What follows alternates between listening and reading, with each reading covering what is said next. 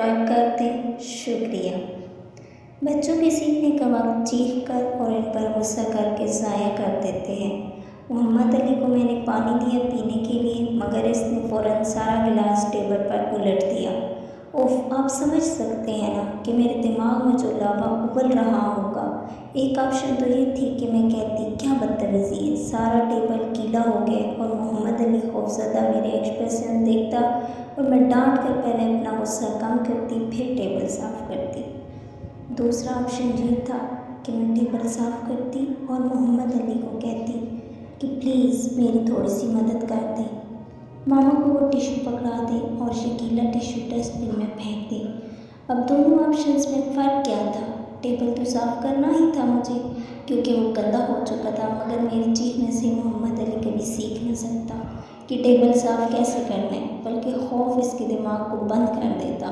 वो डर कर सिर्फ देखता रहता। दूसरे ऑप्शन में इसने सीखा कि कैसे टेबल साफ़ करना है, कैसे गलती हो जाए तो इसको सही किया जा सकता है।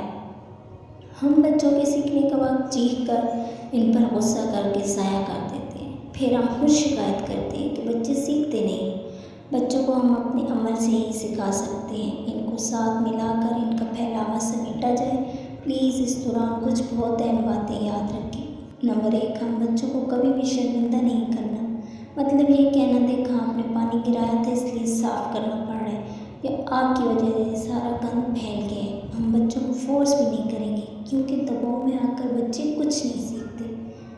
सीखने के लिए इतना काफ़ी है कि पास खड़े हमेशा देखते रहें। हम बच्चों को अगर अपने अल्फाज से गुस्सा ज़ाहिर नहीं कर रहे तो अपने चेहरे के तासुरात से भी हत्ता और मकदूर कोशिश करेंगे कि गुस्सा ज़ाहिर ना हो।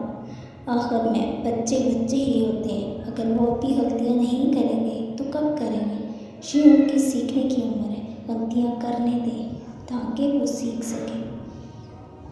अगर आपको वीडियो अच्छी लगी तो लाइक करें, चैनल को सब्सक्राइब करें, साथ लगे बेल आइकन को ज़रूर प्रेस करें ताकि ऐसी आने वाली और वीडियोस आप तक पहुंचती रहें।